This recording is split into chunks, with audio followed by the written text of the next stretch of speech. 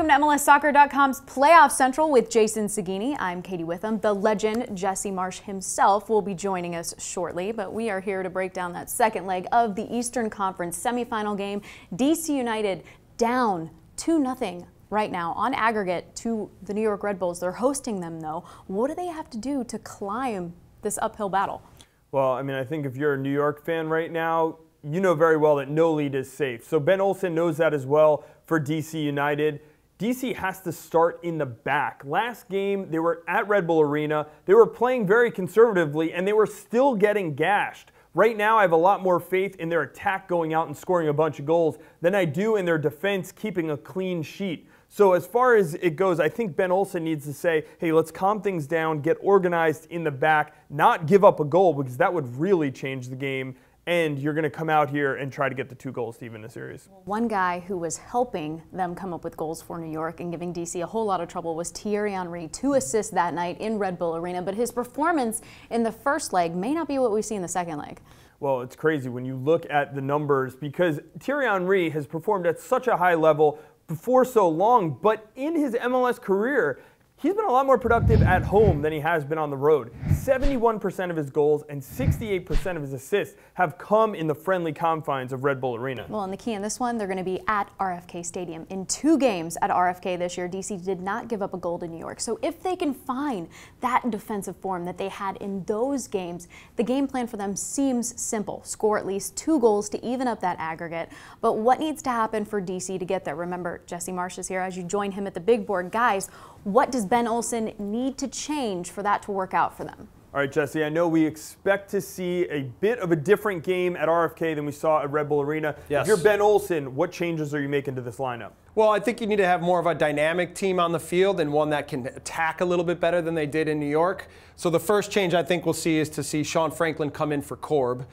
What they do with Korb will be a little bit of a question mark. Kemp is a little bit better going forward, but I think Korb is a little bit more reliable in the back, so I think we'll see him.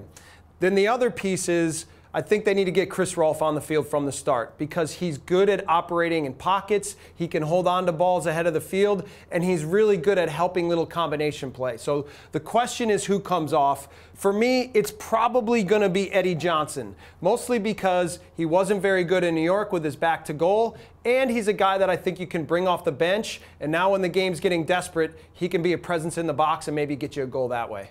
All right, you talked about bringing Chris Rolfe in because he's good at playing in pockets. Let's take a look at the tactical setup for this game. What do you think Ben Olsen is going to have to do here for his United team if they're going to come back? In the last game, in build-up, DC would push their outside midfielders up high and create one-on-one situations in the back for New York.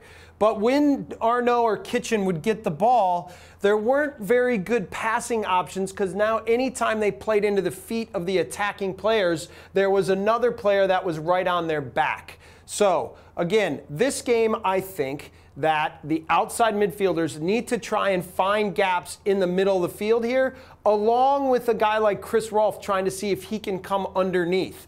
That will provide more options for Arnaud and Kitchen to find 15, 20-yard passes on the interior part of New York's midfield, along with now the space and opportunity to get their outside backs forward.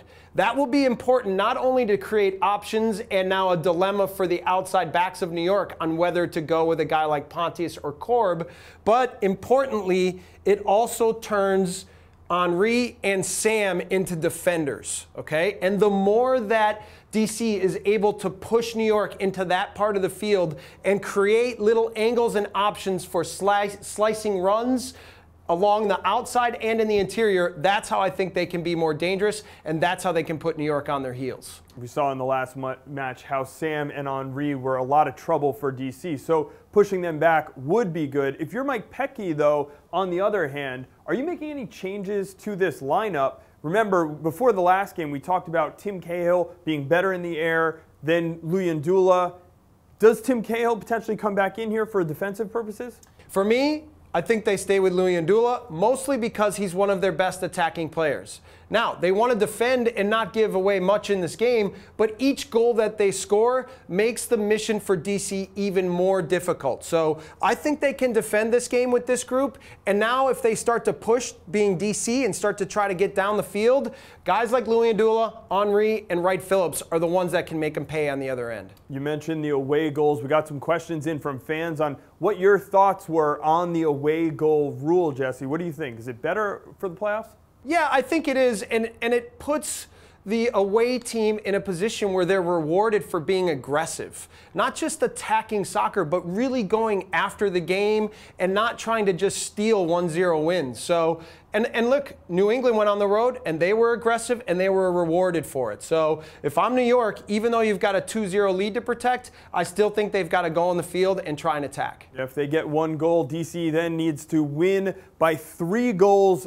And for every goal New York adds on, that's making the task much harder for United. Before we go, let's get your prediction on what's going to happen out there. Well, I do think it's going to be a very different game than it was in New York. But in the end, I just don't see DC being able to prevent New York from getting a goal. And I think it'll end up 2-1 DC, but New York will go through. All right, there you have it. That's what we think. Let us know what you think in the comment section below. And of course, you can see this game on Saturday, 2:30 p.m. Eastern Time on NBC.